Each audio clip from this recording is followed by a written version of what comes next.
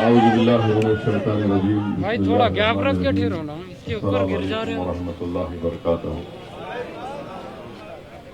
معزز حاضرین اکرام، بزرگان قوم اور ملت، میری عزتدار ماں اور بہنوں، سیمانچل کے غیور نوجوان ساتھیوں، بہار پردیش کے مجلس اتحاد المسلمین کے ادھیکش صدر میرے بھائی محترم اختر علی وان صاحب، رکن اسمبلی، محترم جناب توصیف عالم صاحب، محترم جناب عادل حسین صاحب، محترم جناب وارث پٹھان صاحب، حیدرآباد سے تشریف لائے ملے محترم جناب ماجد حسین صاحب، میرے تمام مجلس رفقا اور جناب آفتاب عالم صاحب جو بہار مجلس کے جنرل سیکرٹری ہیں، ہم اللہ سے دعا گو ہیں کہ اللہ ان کو جلد سے جلد صحت یاب کرے جو بھی بیمار ہیں، تاکہ وہ ہمارے ساتھ دوبارہ اس مہم میں شامل ہو کر مجلس کی کامیابی اور مجلس کے کاررواں کو لے کر آگے بڑھے۔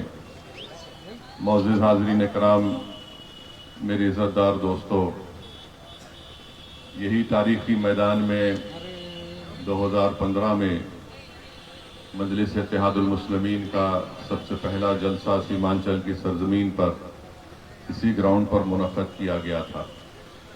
مجھے اچھی طرح یاد ہے کہ جب یہ جلسہ ہو رہا تھا، اس گراؤنڈ میں، اس میدان میں پورا پانی بھرا ہوا تھا اور بہت سے ہزاروں کی تعداد میں لوگ یہاں پر آئے تھے، خود سے آئے تھے، اور اس میدان میں پانی کی موجودگی کے باوجود بھی وہ بڑے اطمینان اور آرام سے ٹھہر کر MIM پارٹی کے جلسے کو انہوں نے کامیاب کیا۔ میں نے اس میدان میں کھڑے ہو کر کہا تھا کہ مجلس سیمانچل کی سرزمین پر آئی ہے، یہاں پر انشاءاللہ تعالی ہم اپنا جھنڈا یہاں پر لگائیں گے اور کبھی بھی ہم مڑ کر نہیں دیکھیں گے، نہ ہم اس سرزمین کو چھوڑ کر جائیں گے۔ میں نے بار بار آپ کو یہ بات کہا ہے کہ میں یہاں پر اپنی مقبولیت میں اضافہ کرنے کے لیے نہیں آیا ہوں، میں یہاں پر آیا ہوں، مجلس یہاں پر آئی ہے تاکہ یہاں پر سیمانچل کی عوام سے انصاف ہو سکے، اور ہمارا ماننا یہ ہے کہ ہمارے نوجوانوں کا مستقبل اس وقت اچھا ہوگا، ہمارے بزرگ اور ہماری ماں اور بہنوں کی آنکھوں سے آنسو اس وقت رکیں گے جب یہاں کے نوجوانوں کو ہم ایک صحیح راہ پر لے کر جائیں گے۔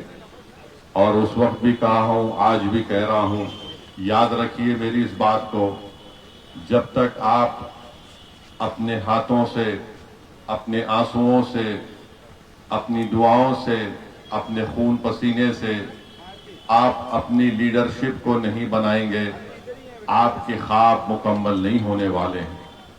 ہمارے خواب اسی وقت مکمل ہو سکتے ہیں جب ہم اپنی ایک لیڈرشپ کو بنائیں گے۔ یاد رکھیے، بہار پردیش کی ایک تلخ حقیقت ہے، وہ حقیقت یہ ہے کہ ہر سماج کا ان کا ایک نیتا ہے، اور اگر آپ اپنے نیتا کو بنائیں گے تو کوئی نیتا آسمان سے آنے والا نہیں ہے، کوئی نیتا زمین سے نکلنے والا نہیں ہے، آپ ہی کے درمیان سے آپ کو اپنی لیڈرشپ کو بنانا ہے۔ یقیناً میں آپ سے اس بات، آپ کے درمیان میں کھڑے ہو کر اس بات کا اقرار کرتا ہوں کہ 5 سال پہلے ہم تمام نے بڑی محنتیں کی، کاوشیں کی، قربانیاں دیں، اور ہم کو کامیابی ملی، 5 ودھائک ہمارے کامیاب ہوئے، مگر بڑے افسوس کی بات ہے کہ 4 اس میں سے غدار نکلے، اپنا ایمان اور اپنا ضمیر بیچ کر وہ سیمانچل کی سرزمین پر بسنے والے غیور عوام کے پیٹھ پہ خنجر گھونپا، مگر وہ لوگ یہ بھول گئے کہ ہم ابھی بھی اپنا بیج بو رہے ہیں اس سرزمین پر، اور انشاءاللہ تعالی وہ بیج، اس سے ایک نئی فصل تیار ہوگی، جو مجھے یقین ہے کہ انشاءاللہ تعالی نہ صرف اس آنے والے ویدھان سبھا کے چناؤ میں ہم دوبارہ اپنے ودھائک کو کامیاب کریں گے، بلکہ انشاءاللہ تعالی صبح قیامت تک یہاں پر مجلس اتحاد المسلمین نے جو لیڈرشپ اور نیتا بنانے کا کام شروع کیا ہے، وہ ہم کو کامیابی ہر مرحلے پر ملے گی۔ تو میری آپ سے گزارش ہے کہ آپ اس انصاف یاترا کا حصہ آپ جو بنے ہیں، 4 दिन का हमारा प्रोग्राम है। सीमांचल के मुख्तलिफ ज़िले में हम जा रहे हैं। मुख्तलिफ विधानसभा में जाकर हम अपनी बात को रख रहे हैं, ताकि आने वाले विधानसभा के चुनाव में हम पहले से ज़्यादा ताकत से इस चुनाव में मुकाबला करेंगे। तो मेरे अजीज दोस्तों, बुजुर्गों, मैं एक बात आपको बताना ज़रूरी समझता हूं कि जब कभी भी ओवैसी सीमांचल को आता है तो एक हमारे जो मुखालिफ हैं, जो नहीं चाहते कि सीमांचल से इंसाफ हो, जो नहीं चाहते कि सीमांचल का नौजवान नेता बनकर उनकी आंख में आंख डालकर इंसाफ का मुतालबा कर सके, जो ये ताकतें नहीं चाहती कि हमेशा हमारी माँ और हमारे बुजुर्गों की आंखों में आंसू रहे, वो एक ही इल्जाम लगाते हैं कि मजलिस आएगी तो वोट कटेंगे। मैं आपसे पूछना चाह रहा हूं, और आप इस सच्चाई को जानते भी हैं, कि बीजेपी कई मर्तबा कामयाब हो गई। इसकी कामयाबी के पीछे किसका रोल रहा है? कौन बीजेपी को रोक नहीं पा रहा? पार्लियामेंट के चुनाव हुए, मजलिस ने कितने पार्लियामेंट की सीट पर इलेक्शन लड़ा? आखिर कैसे तीसरी मर्तबा नरेंद्र मोदी इस देश के प्रधानमंत्री बन गए? जब मैं इस सवाल पूछता हूं तो इस सवाल का जवाब कोई नहीं दे पाता है। चलिए, अब हमने अख्तरुल ईमान साहब ने राजद के जिम्मेदारों को, जनाब लालू प्रसाद यादव को 2 खत लिखकर कहा कि आइए हम आपसे अलायंस करने के लिए तैयार हैं। आप अंदाजा लगाइए कि कितना सख्त और तकलीफदेह बात और फैसला हमने लिया था कि जिस पार्टी ने हमारे 4 विधायकों उन बेईमानों को खरीद लिया, उसके बावजूद भी हमने कहा कि आइए भाजपा को रोकते हैं। एक नहीं 2 खत अख्तरुल ईमान साहब ने लिखे। फिर एक यहां पर लीडर ऑपोजिशन तेजस्वी यादव को भी लेटर लिखा और अख्तरुल ईमान ने लिखकर कहा कि हमको सिर्फ 6 सीट दे दीजिए, अगर आपकी हुकूमत बनती है तो हमको मंत्री का पोस्ट मत दीजिए, हम सिर्फ इतना चाहते हैं कि आप बीजेपी को रोकिए, फिरका परस्ती को खत्म करिए और सीमांचल के इंसाफ के लिए संविधान में जो आर्टिकल है, उस आर्टिकल के तहत सीमांचल में एक डेवलपमेंट काउंसिल बनाइए, ताकि यहाँ की सरजमीन पर बसने वालों को इंसाफ मिल सके। सिर्फ यही बात MIM पार्टी की तरफ से जनाब अख्तरुल ईमान ने लिख दी है। अब ये आपको देखना है, ये दुनिया देखेगी कि जो लोग हम पर झूठा इल्जाम लगाते थे और जो लोग हमसे सवाल कर रहे हैं कि आखिर क्या जरूरत थी आपको खत लिखने की, तो मैं उनको कहना चाह रहा हूं, जिसमें हमारे दोस्त भी हैं, हमारे दुश्मन भी हैं, हमारे मुखालिफिन भी हैं, ये खत हमने ताकत की बुनियाद पर लिखा है, कमजोरी की बुनियाद पर नहीं लिखा है। और अगर कोई लोग हमारे खत लिखने को समझ रहे हैं कि आपने 5 सीट जीते थे, आज आपने खत क्यों लिखा? मेरे भाई, ताकत की बुनियाद पर सीमांचल की आवाम पर हमको पूरा यकीन है कि वो हमारे साथ थे और इंशाअल्लाह ताला हमारे साथ रहेंगे इंशाअल्लाह ताला। अब सीमांचल की जनता देखेगी, बिहार की जनता देखेगी, और ये टीवी के चैनल में बैठकर ये बड़े बड़े अक्लमंद लोग जो बात करते MIM खड़ी हो गई तो वोट कटता है।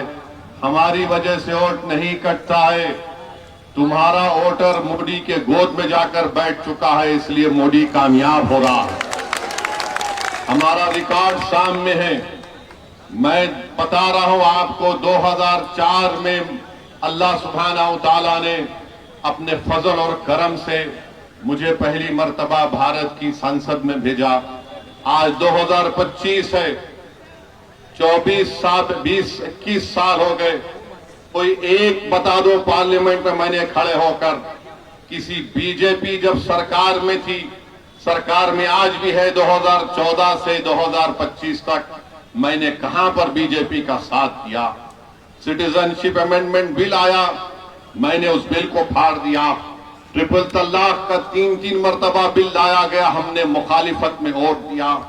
यूएपीए का कानून अमित शाह लेकर आए, किस पार्टी ने उसकी तायीद की?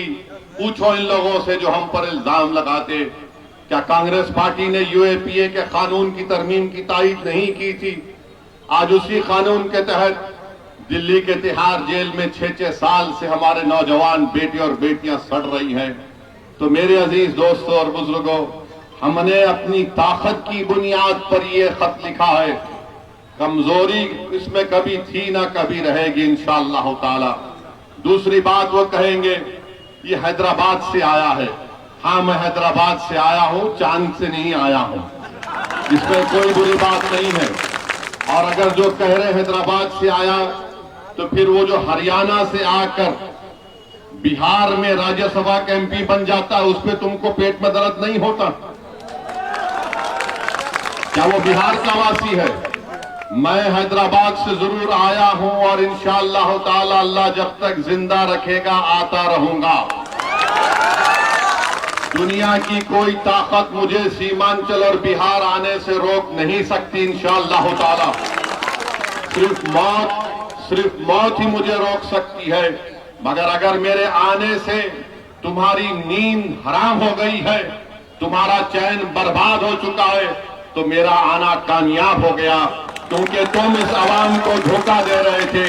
आज आवाम में बेदारी पैदा हो गई। तीसरा वो बोलते हैं लीडरशिप कहां बनेगी? मेरे भाई, जब किसान जमीन में बीज बोता है तो आसमान की तरफ देखकर दुआ करता है कि रब्बे कायनात, मैं तेरी इस बनाई हुई जमीन पर इस बीज को बो रहा हूं, तू करम फरमा दे ताकि इस बीज से फसल पैदा हो जाए। यही दुआ असदुद्दीन ओवैसी 2015 से कर रहा, जिंदगी भर करता रहेगा। हम यहां पर आपकी लीडरशिप को ठहराएंगे। बहुत अरसा गुजर चुका, 1950 से करीब 20 साल कांग्रेस की सरकार रही, उसके बाद राजद की सरकार 15 साल रही, अब नीतीश कुमार को 20 साल, 21 साल हो चुके हैं। बताइए आपकी आवाज कहां पर है? आपकी आवाज कहीं पर नहीं हुई, आपकी आवाज को उठने नहीं दिया जाता। इसीलिए आज अगर ओवैसी से दुश्मनी है तो इनको दुश्मनी सिर्फ इस बात से है कि कौन है ये शख्स जो इनको बेदार कर रहा है और इनके हक को मनवाने के लिए इनको नेता बनाने की बात कर रहा है। इनको हमसे दुश्मनी सिर्फ इसीलिए है कि इनकी जबान से लफ्ज सीमांचल नहीं निकलता था। मजलिस ने जब सीमांचल बोलना शुरू किया तो ये सब तोते की तरह सीमांचल सीमांचल बोलना शुरू कर दिए। तो मेरे अजीज दोस्तों और बुजुर्गों, मेरी इज्जतदार मां और बहनों, इन बातों को जहन नशीन कर लीजिए कि ये आएंगे फिर से। हम तो आज भी कह रहे हैं कि बात कर लो हमसे, तुम बात कर लो हमसे। हम भी नहीं चाहते कि दोबारा यहां पर बीजेपी की सरकार बने। हम भी चाहते हैं कि बीजेपी को रोका जाए। तेलंगाना में जाकर देखिए, पूछिए वहां के कांग्रेस के नेताओं से कि मजलिस ने क्या रोल अदा किया था। मेरे अजीज दोस्तों और बुजुर्गों, बीजेपी आज इस मुल्क में सबसे ज्यादा अगर किसी को निशाना बना रही है तो सेकुलरिज्म को खत्म करना चाहती है। बीजेपी संविधान को कमजोर करना चाहती है।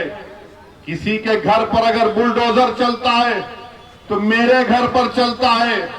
मेरे नाम निहाद हमदर्दों के घर पर बुलडोजर नहीं चलता। अगर किसी बच्चे को आई लव मोहम्मद का पोस्टर उठाता है तो उसका पोस्टर छीन लिया जाता है। अगर इनके नेताओं का नाम लिखकर आई लव लिख दिया जाए तो कोई उन पर कुछ नहीं कहता। किसी के मदरसे को अगर बर्बाद किया जा रहा है तो मेरे मदरसे को बर्बाद किया जा रहा है। मेरे हमनवा या मुझसे जबानी मोहब्बत करने वालों को कोई तकलीफ नहीं होती।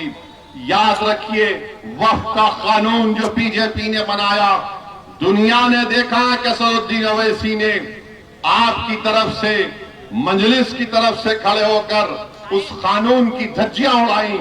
उस कानून को बनाने का मकसद एक ही है कि भारत के मुसलमानों की वक्फ की जायदाद को खत्म करके रख दिया जाए। उस कानून को बनाने का मकसद एक ही है कि हमारे वक्फ बोर्ड में गैर मुस्लिम हजरात को मेंबर बनाकर हमारी जायदादों को डायरेक्ट मैनेजमेंट पे लेकर उसको खत्म करके रख दिया जाए। ASI کے نام پر جو ہماری جائیداد وقف کی ہے اس کو ہم سے چھین لیا گیا. لمیٹیشن کا قانون لگا کر جو وقف کی جائیداد پر جو چور حضرات قابض ہیں ان کو مالک بنایا جائے. اس قانون کو بھی ہم کو یاد رکھنا ہے. بہرحال میرے عزیز دوستوں اور بزرگوں، ہم آپ سے ایک ہی اپیل کر رہے ہیں کہ مجلس آپ کی جماعت ہے، مجلس پارٹی کو آپ کامیاب کریے.